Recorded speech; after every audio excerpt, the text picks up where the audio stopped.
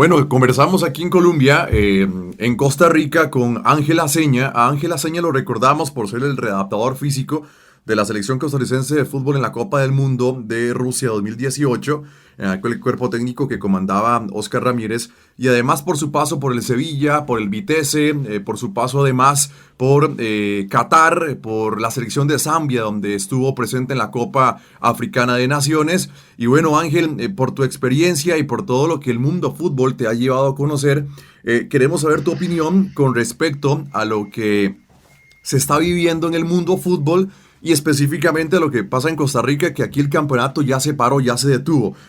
Probablemente, Ángel, sean alrededor de 35 días de parón futbolístico en el cual el futbolista, bueno, pues creo que de alguna u otra manera va a perder su ritmo y demás. Pero por favor, explíquenos qué es lo que debe hacer desde el punto de vista deportivo los clubes para no sentir tanto esto en tantos días de parón. Gracias, Ángel, por atendernos. Gracias a vosotros por contactarme. Pues bien, como bien decís, nosotros por desgracia aquí en España ya llevamos unos días de adelanto y sabemos, pues bueno, lo que viene.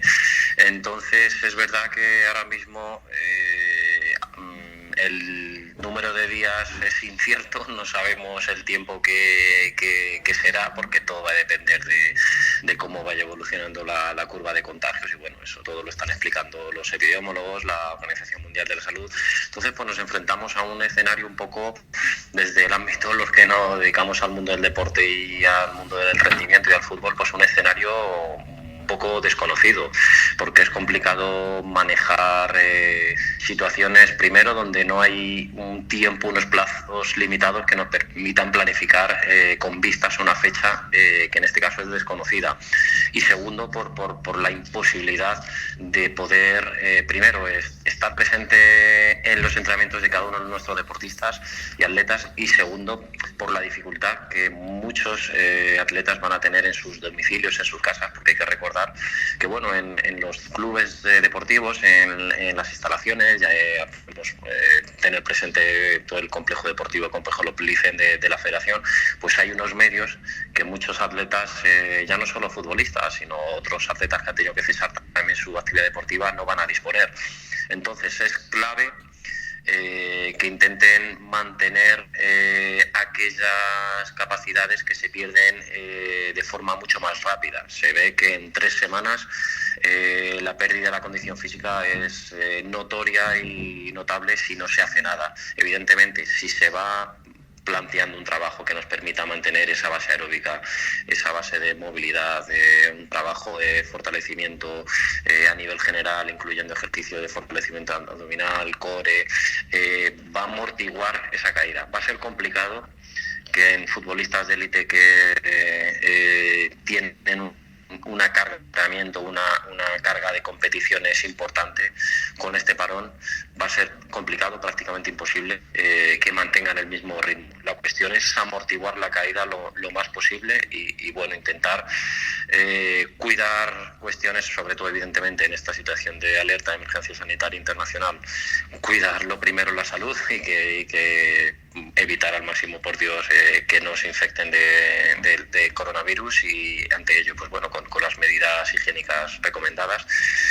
Cuidar la alimentación, porque ante un momento donde el gasto energético por un descenso de actividad, pues lógicamente se requiere menos ingesta calórica, por lo tanto cuidar el peso, y bueno, y mantener un estilo de hábito correcto, cuidar el sueño, porque en una situación aquí ahora mismo en España llevamos 5 o 6 días de confinamiento, el estado emocional a nivel psicológico supone un reto para todo el mundo, en lo que es algo novedoso que nunca se ha vivido. Entonces puede haber alteraciones en el sueño por ese estrés, esa inquietud, ese miedo, ese nerviosismo. Entonces pues intentar cuidar al máximo el sueño. De esto hablan mucho los psicólogos, plantear una rutina durante el día en el que tengamos una hora en la que vamos a entrenar. Intentar que esa hora de entrenamiento no varíe mucho de la hora en la que venía entrenando el jugador o el atleta durante la temporada, y a ser posible, si es por las mañanas, muchísimo mejor. Y bueno, esas son las recomendaciones, un poco para, sobre todo me reitero, en que va a ser muy difícil que el rendimiento no decaiga, porque se ve que sin hacer nada a las 3 semanas se pierde prácticamente las mejoras y las adaptaciones conseguidas, pero sí amortiguar esa caída. Y bueno, cuando haya que volver, pues evidentemente es otra cuestión que planteaba yo en otros debates, intentar que las ligas y las federaciones, en el momento que se tenga que volver, plantear como un inicio progresivo con un periodo de varias semanas de pretemporada para que los deportistas se vuelvan a adaptar de nuevo. No sería posible pasar todo este periodo de inactividad y empezar las competiciones de golpe, y sobre todo cargando de partidos todas las semanas. Sería complicado. Uh-huh. Sí, muy específico. Ángel, quería consultarte si a eso que te referís es el principio de reversibilidad que habla del desentrenamiento, donde se pierde en tan solo semanas lo ganado en meses. Sí, eso sí, es un principio clásico del entrenamiento deportivo, de los 12 principios del entrenamiento deportivo que hay. Uno es el principio de reversibilidad, es decir, básicamente dice que tú tardas más del doble en conseguir una adaptación y que en menos de la mitad de tiempo se pierden esas adaptaciones. Entonces, depende del tipo de capacidad física, las adaptaciones se pierden más rápido o menos rápido. Eso es bueno lo que yo explico a mis alumnos de universidad, a mis alumnos es el efecto residual de la capacidad, es decir, cuando tú dejas de entrenar esa capacidad, el tiempo que permanece esa adaptación en el organismo.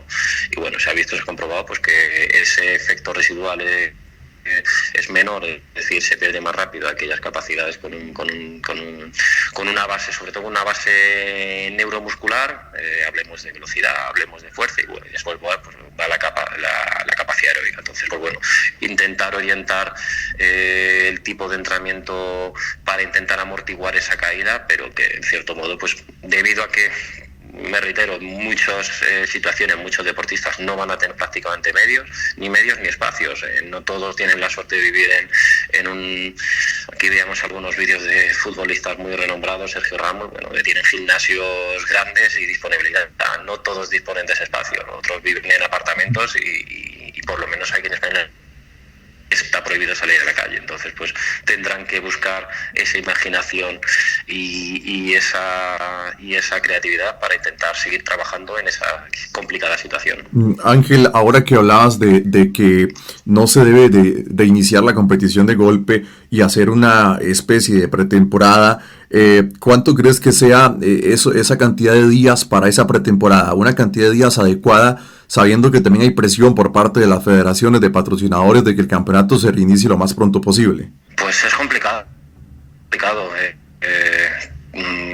Estar hablando de 6 semanas que podrían ser las pretemporadas normales de los equipos tras el verano es inviable, y 2 semanas se me harían corto. Entonces quizá hablar de un periodo que oscilara, todos sabemos que lo ideal, las adaptaciones en pretemporada se producen a partir de la 6ª semana, y hay capacidades que incluso de forma progresiva. Entonces 2 semanas serían cortas y las 6 semanas idóneas, 6-8 semanas serían inviables, porque si nos iríamos muy lejos.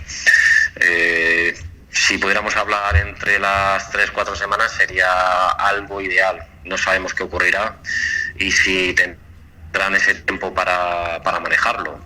Aquí en Europa, la Eurocopa se ha pospuesto al año que viene, entonces pues bueno,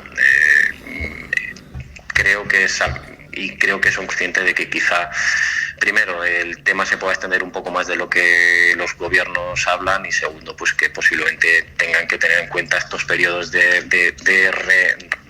readaptación al entrenamiento de nuevo, que computarán al final en alargar más el final de las competiciones. Claro. Ángel, hablamos de que los jugadores se van a sus casas, los que tienen la posibilidad de tener un mini gimnasio, un gimnasio en sus casas perfecto, y los que no, bueno, pues es lamentable. Pero Ángel, sabemos que el fútbol se practica con la pelota. ¿Cómo hacer para poder meter ese elemento tan importante en la preparación que por urgencia se tiene que hacer ahora? Pues es complicado, es complicado. Anoche con un compañero que está trabajando en Colombia hablábamos sobre lo mismo, y el fútbol, el balón es el elemento esencial, pero luego hay otros elementos que conforman lo que se llama la lógica interna del juego, que es las situaciones de cooperación o oposición, es decir, que haya compañeros y adversarios, que haya un espacio, es decir, el terreno de juego, el espacio en el que se delimiten las tareas y que luego haya una meta, en este caso las porterías. Teniendo en cuenta que si tuviéramos la gran suerte de poder introducir tareas con balón, ejercicios con balón en el entorno donde nos encontremos, nuestra casa, nuestro apartamento, no sería malo, teniendo en cuenta que sería una pata solo de todas las que forman la estructura de la lógica del juego, que es el fútbol. Complicado, porque al final todo se reduce a intentar trabajar aspectos técnicos, de técnica individual, de elementos coordinativos individuales, todos y cada uno. Aún así es complicado, pero bueno, tirar de creatividad e intentar trabajar ese aspecto técnico individual, que es lo único que nos permitiría en esta situación. Uh-huh. Ángel, parece que es un periodo que bueno, viene mal para todos. De hecho, ayer los observaba en el Instagram Live y hablaban de eso, de que para los titulares, para los del banco, la suplencia, para los que están en recuperación, para los que están en readaptación, es un periodo que viene mal para todo el equipo en general. Sí, es un periodo malo para todos. Malo porque el que venía jugando y tenía una asiduidad en el once inicial, y que bueno, venía regularmente participando en las competiciones, pues ese estrés, ese estímulo competitivo, que es muy alto y que al final es el que mantiene la forma en los jugadores que más compiten, más juegan, ha desaparecido drásticamente. Los que no jugaban porque van a aumentar ese tiempo de no jugar o de jugar menos con este periodo de inactividad relativa, y lógicamente los jugadores que estaban lesionados y que necesitan, ya sea en la fase de recuperación en la que sea, si es en la primera fase de recuperación de un lesionado, porque requiere la atención de los sanitarios, fisioterapeutas, médicos, y en esta situación es inviable porque no puede haber contacto y estamos confinados. Y si son jugadores que estaban en las últimas fases, donde estaban apurando los últimos plazos para volver con el grupo, pues esa parte de reentrenamiento, de acondicionamiento físico que le permitiera volver con el grupo, pues también ha desaparecido. Entonces pues es una situación complicada para todos, teniendo en cuenta que es una situación atípica y que nos enfrentamos por primera vez en la historia a una situación tan compleja y tan desconocida. Sí, te escuchaba también, Ángel, en el podcast de Essen Insight, sí, hablar del descanso, que el descanso es fundamental. Pero aquí quiero reunir varios elementos. Sabemos que el descanso en épocas competitivas, viene a ser importantísimo en la recuperación del jugador para que luego haya una supercompensación y demás. Pero, ¿qué tan positivo puede ser, Ángel? Porque el jugador ahora va a estar con sus hijos, va a estar con su madre, en este caso esposa, y los que no están casados con su madre, y sabemos que se puede prestar para descansar quizás un poco más de la cuenta, o comer algo más de la cuenta, por esa cercanía en el calor de la familia. ¿Cómo manejar estos elementos también? Sí, es complicado. A mí lo que más me preocupa, y analizando toda la situación, uno la vive en persona, y yo creo que el principal problema va a estar en el aspecto emocional y psicológico, más que en el aspecto condicional, en el aspecto físico, y ahí va a estar la clave, porque se aúna la dificultad a nivel emocional y psicológica de una situación de confinamiento en el que no puedes salir, con la responsabilidad del atleta, que tiene que seguir entrenando aún en situaciones complicadas y en ausencia de medios. Entonces ese descanso, más que ese descanso para que descanse el cuerpo a nivel condicional, yo lo considero como una desconexión a nivel de ese estrés psicológico emocional, algo que quizá en temporada que también tendré cabida, pero podría estar también apoyado en un descanso físico por lógicamente la carga de partidos, el tipo de trabajo de los entrenamientos, donde se entrena en campo, donde hay más desgaste a nivel locomotor, porque hay acciones de carreras, cosas que confinados en un apartamento no se pueden dar, pues tendrían más cabida. Ahora mismo en esta situación yo pondría el énfasis en ese descanso, en esa desconexión, pero a nivel psicológico-emocional, porque va a ser clave. Ángel, hablamos de que por este periodo donde, pues puede aparecer la reversibilidad, estamos hablando de la parte pues de condición aeróbica, condición anaeróbica y del jugador, pero yo quiero preguntarte por la parte táctica. El jugador tiene una memoria táctica. El jugador ha aprendido a través de los diferentes metodologías de entrenamiento que aplican los entrenadores, la automatización o la transferencia de esos conceptos tácticos que ya están casi que intrínsecos en la memoria del jugador. ¿Eso también se puede perder, Ángel? Sí, por supuesto. De eso es ese proceso de automatización que al final parte de un proceso de aprendizaje motor en el que parte de el proceso de aprendizaje parte de una situación consciente y no automática a el estadio final, el que es una situación inconsciente y respuesta automática. En este caso, muchos automatismos a nivel táctico están presentes en los jugadores. También es verdad que hay más situaciones abiertas en las que en el propio bagaje de experiencia y conocimiento táctico los jugadores le dan más libertad, pero eso claro que también se pierde ese timing que puede existir en mecanismos, automatismos tácticos,